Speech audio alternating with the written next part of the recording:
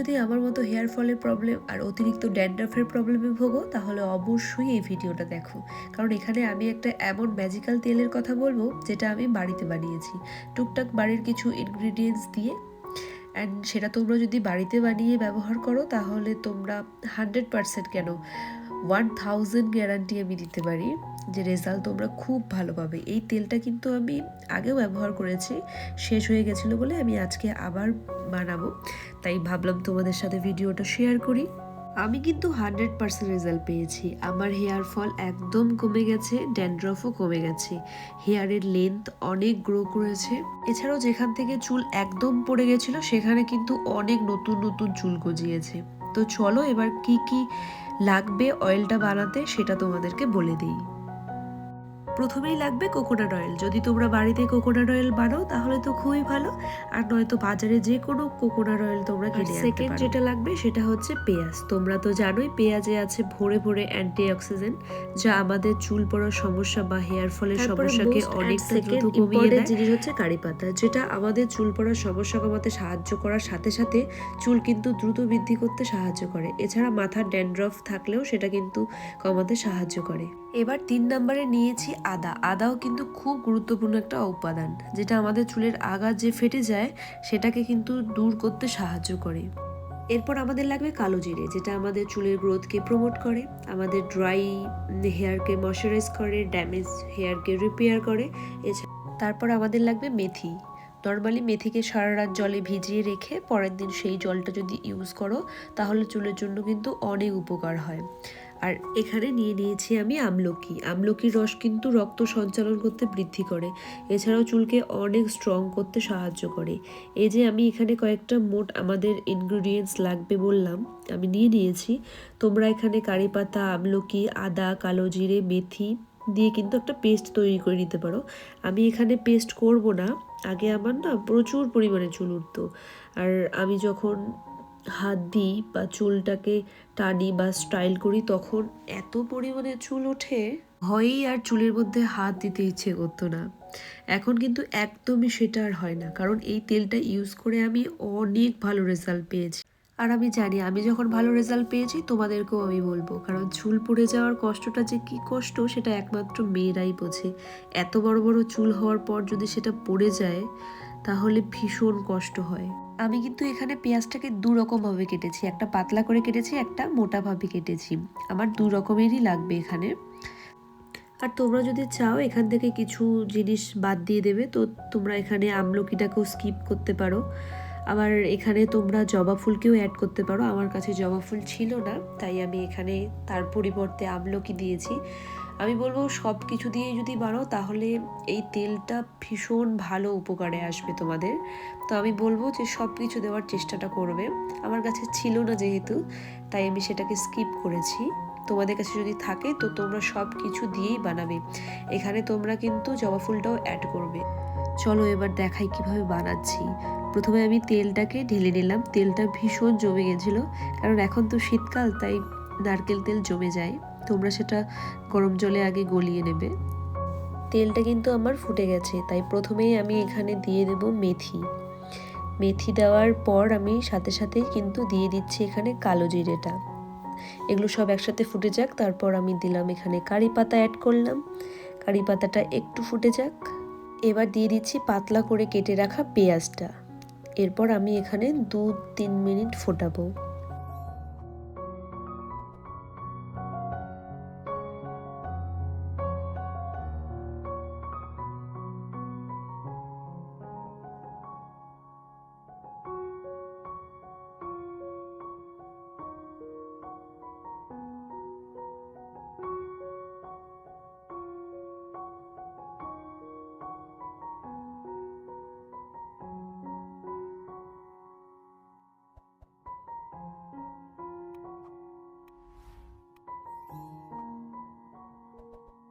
এখানে 2-3 মিনিট ফোটানো হয়ে গেছে। এরপর এটাকে ঠান্ডা করে নিয়েছি। ঠান্ডা করে নেবার পর কিন্তু এবার আমি এটাকে ছেঁকে নেব। দেখো কালারটা ঠিক এরকম আসবে। ছেঁকে নেওয়ার পর কিন্তু আমি আবার সেটাকে ফুটিয়ে নেব। এই যে মোটাও করে পেঁয়াজটা কেটেছি সেটা দিয়ে আমি আর একবার ফুটিয়ে নেব।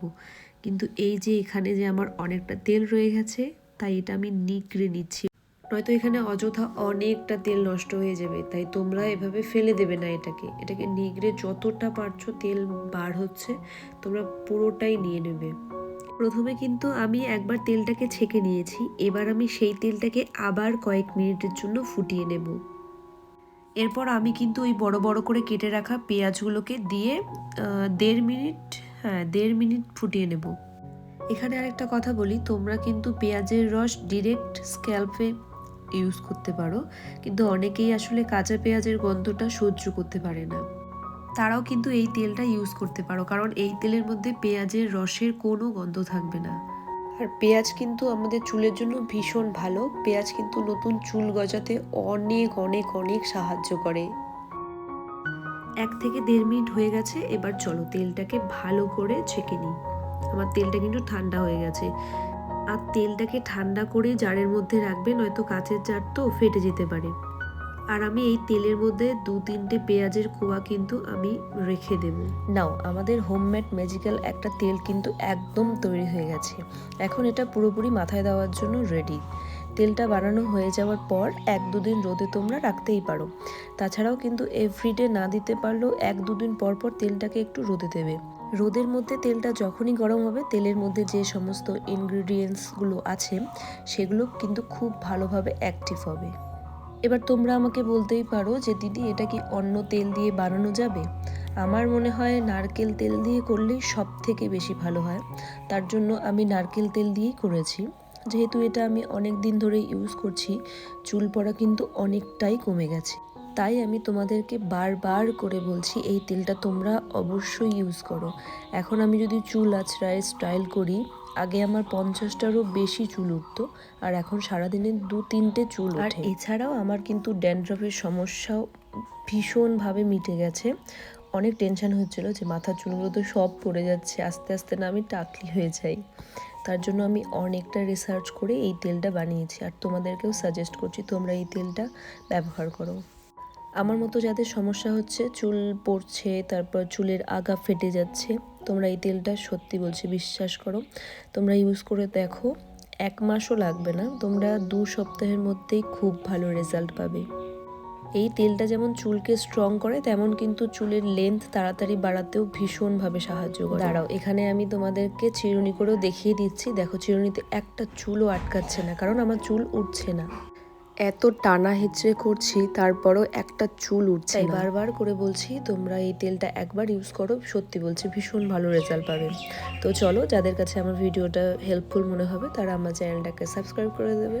আর যদি ভিডিওটা ভালো লাগে তো একটা লাইক করে দেবে, আর কমেন্টে অবশ্যই জানাবে কারা কারা এই তেলটা বানিয়ে ইউজ করছো আর কেমন ভালো রেজাল্ট পাচ্ছ, সেটা আমাকে জানাতে কিন্তু ভুলবে না। নিজেকে সুস্থ রাখার সাথে সাথে নিজের হেয়ারকেও কিন্তু সুস্থ রাখাটা আমাদের ভীষণ বড় একটা দায়িত্ব। তো চলো, আজকের মতো আসি।